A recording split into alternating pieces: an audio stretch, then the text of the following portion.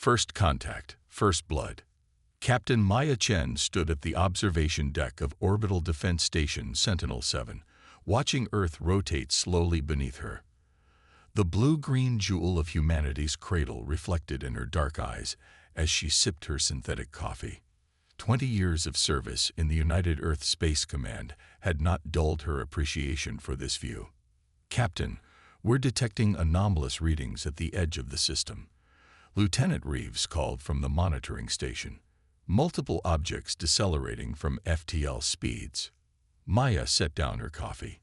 "Classification: unknown, ma'am, not matching any known signatures. Size estimates suggest vessels larger than anything in our fleet." She straightened her uniform. After generations of wondering if humanity was alone in the universe, she might be among the first to make contact. "Alert UESC Command. Bring all defense systems to standby. Let's not appear threatening, but I want us ready." The next 6 hours were a flurry of activity as Earth's governments were notified and diplomatic protocols established. The unidentified vessels moved with purpose, following a trajectory that would bring them directly to Earth. "They're responding to our hails," Reeves announced, excitement evident in his voice. The main screen flickered to life, revealing a being that seemed to shift between solid and vapor. Its body was vaguely humanoid, composed of swirling dark matter, with pinpoints of light that resembled distant stars. When it spoke, its voice resonated from everywhere at once. "We are the Voidborn. Your world has been selected." Maya stepped forward. "Selected for what?" "We welcome peaceful contact with." "Resistance is noted," the being interrupted. "Proceeding with acquisition protocol." The transmission cut off abruptly. "They've accelerated," the tactical officer shouted. Energy signatures spiking across all vessels. Maya's training took over. "Alert Earth. Full defensive posture. Launch interceptors and..." The first blast hit Sentinel-7 before she could finish. The station shuddered, emergency sirens blaring as sections decompressed. Through the viewport, Maya watched in horror as brilliant beams of energy lanced down toward Earth's surface. Cities that had stood for centuries vanished in blinding flashes. "Get to the escape pods," Maya ordered, pulling wounded crew members toward the evacuation area. "Send all data to the bunker facilities. Earth needs to know what they're facing." Another blast rocked the station, throwing Maya against a bulkhead. Her vision blurred as blood trickled down her temple.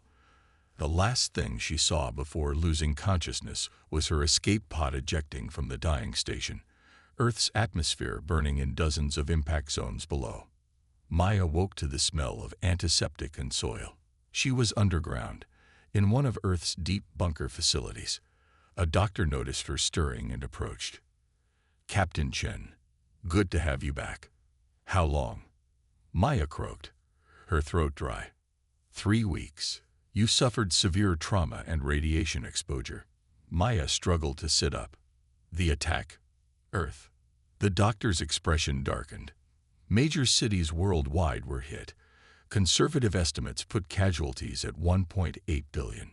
The Voidborn, as they called themselves, established bases in the impact zones." Maya closed her eyes, absorbing the magnitude of the disaster. "And our response? What remains of UESC has gone underground. Conventional weapons barely scratched their ships. We're outmatched technologically. Then we find an unconventional approach," Maya said, swinging her legs off the bed despite the doctor's protests. "Where's the command center?" The underground facility buzzed with activity as surviving military and scientific personnel worked feverishly. General Okafor, now the highest-ranking UESC officer alive, nodded to Maya as she entered. "Captain Chen, glad to see you recovered." "Barely, sir. What's our status?" "We've been collecting debris from downed Voidborn scout craft.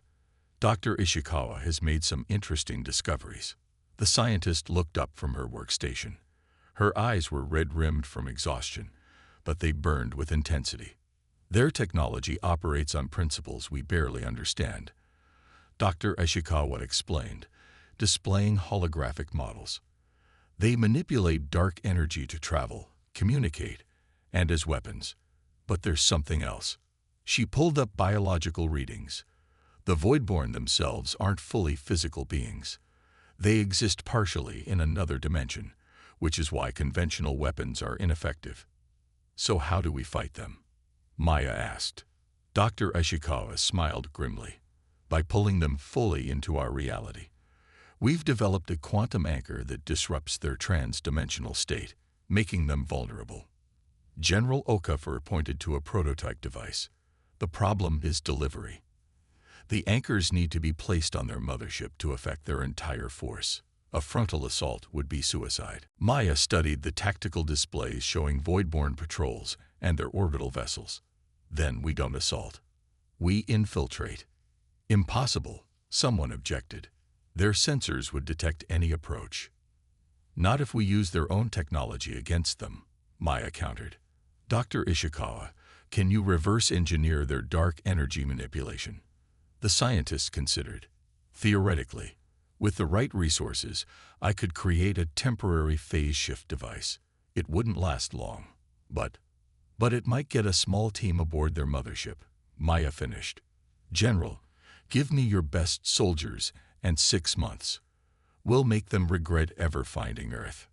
General Okafor studied her determined expression and nodded slowly. Very well, Captain. Operation Phantom is yours. Over the following months, while the Voidborn consolidated their hold on Earth's resource-rich regions, Maya trained with an elite team of 12 soldiers. Their bodies were enhanced with experimental nanotechnology that would help them withstand the phase-shifting process. Dr. Ishikawa worked relentlessly, creating suits that incorporated salvaged Voidborn technology. Each day brought new challenges, failures, and finally, breakthroughs. The suits will give you approximately 6 hours in phase-shifted state, Dr. Ishikawa explained during the final briefing. You'll be partially out of sync with normal reality, able to pass through most solid matter, but still able to interact when necessary. Maya examined her sleek black suit with its network of pulsing blue energy conduits. And the anchors? 5 quantum anchors, strategically placed throughout their mothership, will create a cascading effect that should pull all Voidborn fully into our dimension. General Okafor addressed the team. This is humanity's last best hope. If you succeed, our conventional forces will strike while they're vulnerable. If you fail, he didn't need to finish the sentence. Everyone understood the stakes. That night, Maya stood on the surface for the first time since the attack. The landscape was unrecognizable, twisted ruins under an ash-filled sky, with the massive Voidborn mothership hanging ominously overhead, its surface shifting like liquid obsidian. We all joined UESC to protect Earth, she told her team as they prepared for phase shift. Tomorrow, we finally fulfill that oath.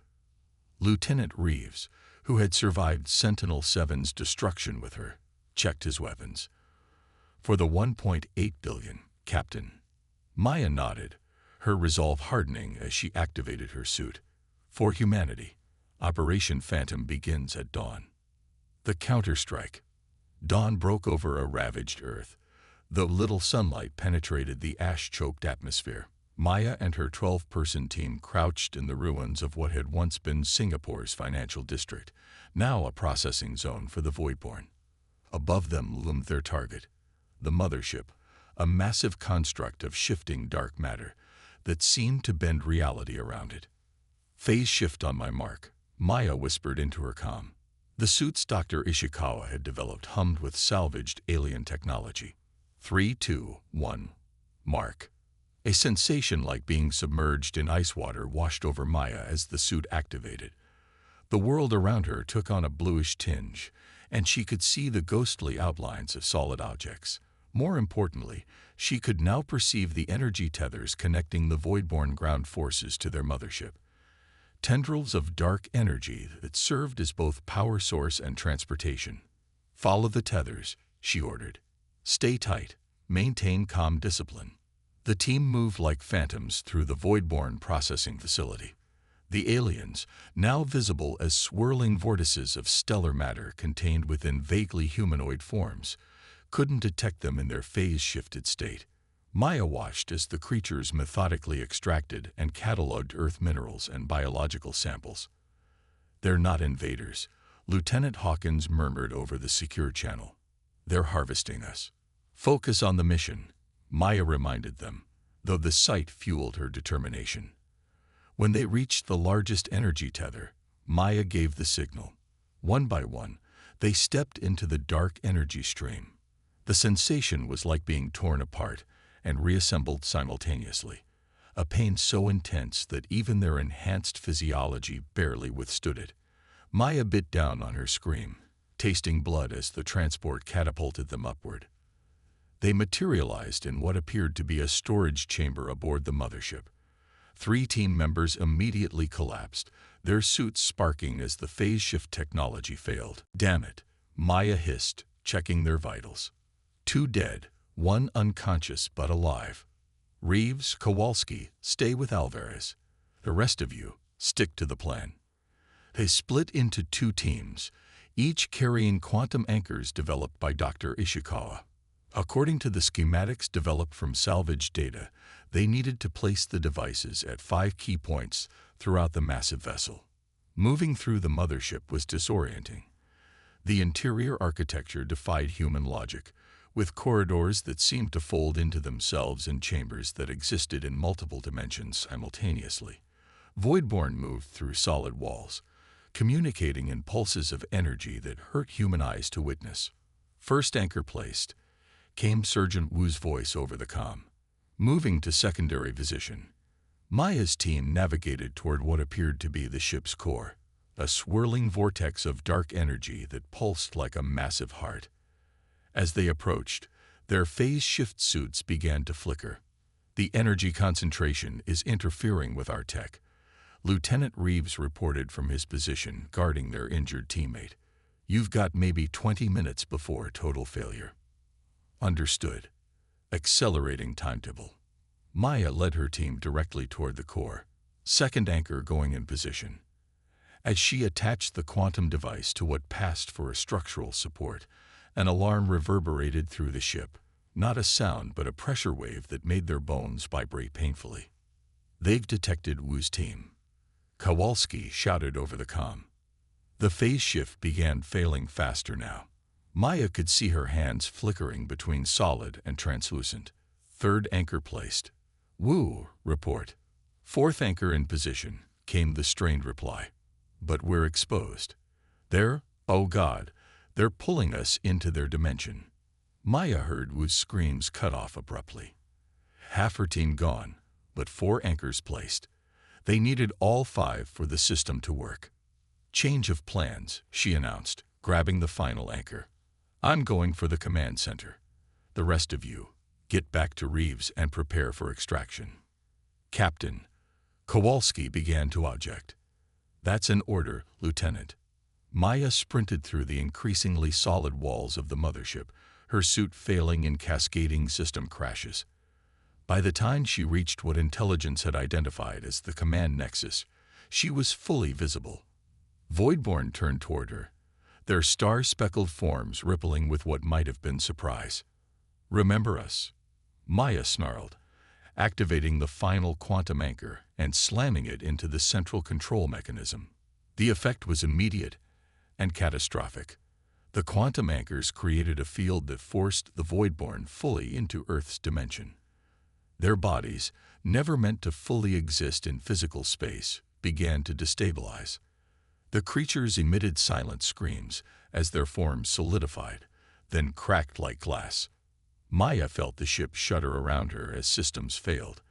Her suit was completely dead now, leaving her vulnerable to the ship's alien environment. The air burned her lungs as she fought her way back toward her team's position. "Extraction plan activated," came Reeves' voice through her backup comm. "ETA 30 seconds." The human counterattack had begun. Through viewport-like structures, Maya could see Earth's remaining military forces launching everything they had at the suddenly vulnerable Voidborn ships, What had once been impervious to their weapons now shattered under conventional assaults. Maya reached her team just as the mothership began to break apart. Reeves had jury-rigged their phase-shift suits into a crude teleportation device, using the Voidborn's own technology. No guarantee where this dumps us, he warned as they gathered around the makeshift device. Anywhere but here, Maya replied, slapping the activation switch as the command center exploded behind them. They materialized in the ocean, 10 kilometers off Japan's coast. As they tread water, waiting for rescue, they watched the mothership disintegrate in Earth's atmosphere, creating a meteor shower of alien technology that would accelerate human development by centuries. 6 months later, Maya stood before the newly formed Galactic Defense Council, composed of representatives from all surviving human nations. The Voidborn were just one species in a universe teeming with life, she told the assembled leaders. Some will be friendly, others hostile. All will underestimate us. Using salvage technology, we've already established outposts on Mars and Europa. Our first interstellar vessel will launch next month. She looked at the holographic display, showing humanity's rapid advancement using reverse-engineered alien tech. The attack was meant to harvest and subjugate us. Instead, it forced us to evolve, to harness technologies we might have taken centuries to develop otherwise. General Okafor, now Secretary of Defense, stood beside her. Captain Chen has been appointed commander of our first deep space vessel. Her mission: to establish contact with other civilizations from a position of strength. Maya thought about the cost. 1.8 billion lives, cities reduced to ash, ecosystems devastated. But humanity had survived. More than survived, they had emerged stronger, more unified, and with a firm place in the galactic community. The Voidborn thought they found an easy target, she told the council. Instead, they awoke a sleeping giant. Let that be a lesson to any other species watching Earth. We will not go quietly. We will not surrender. And if you strike us down, expect us to rise again, stronger than before. As she finished speaking, reports came in of another anomalous energy signature at the edge of the solar system. This time, humanity was ready.